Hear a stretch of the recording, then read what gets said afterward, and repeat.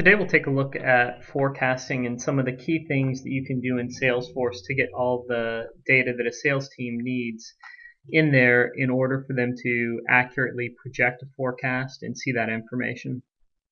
So we're looking at the standard campaign opportunity form, and it's the same winter campaign we were looking at when we added our products. And if I scroll down here, the most important first thing that you'll notice is our flight pacing object. And that flight pacing object is being populated with the results from the ad server once the campaign is actually in flight.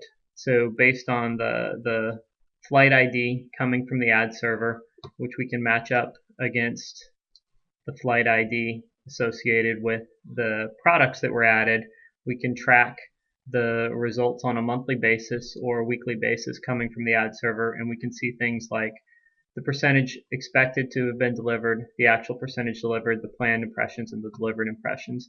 And that becomes really important in forecasting because in order to get a fully blended forecast, we have to account for both the products that were selected at the time when the deal was created, because some of those might not yet have been sold and delivered, as well as the results coming from the ad server. And then we use our forecasting object to blend together the data from the pacing and from the pre-sales information. And the result is that we end up with a month, a flight ID, a status of proposed, sold, or delivered, and a value. And the true end outcome is that we can run a set of reports and dashboards. In this case, our media forecast, that allow us to, at a glance, see, what's the value of our proposed for March, what's the value of our sold, what's our sold and proposed in February, and also what's our delivered. And then we can take that same information and slice it by any of the attributes available in Salesforce.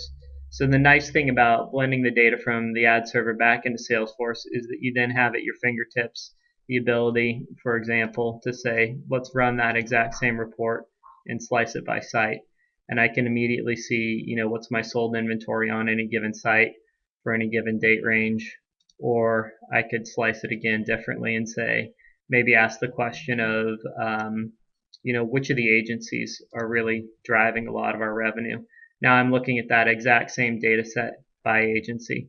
So Salesforce can become the one place, the one hub for the sales team, where not only do they have all the information available about what they're doing with their customers and their agencies, advertisers and agencies, they can see the products as they're building out their proposals, they can see their signed agreements, but they can also drill in and see a true forecast that blends the data from the ad server with the data from the proposal, and then they can take advantage and slice and dice that data with the out-of-the-box reporting tools by any attribute that's available in Salesforce.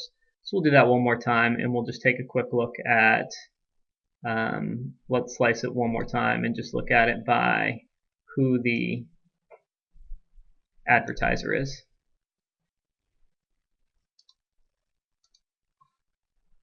And now I can take a quick look at my forecast, and it's flipped to an advertiser view.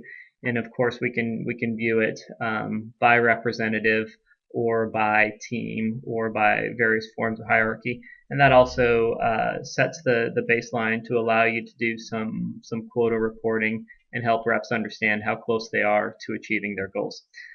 Thanks again. We'll have a few more upcoming short videos on ways you can set up Salesforce for media that dive into more of the operational focus. But for today, that's a quick overview of how we would look at setting up Salesforce for forecasting.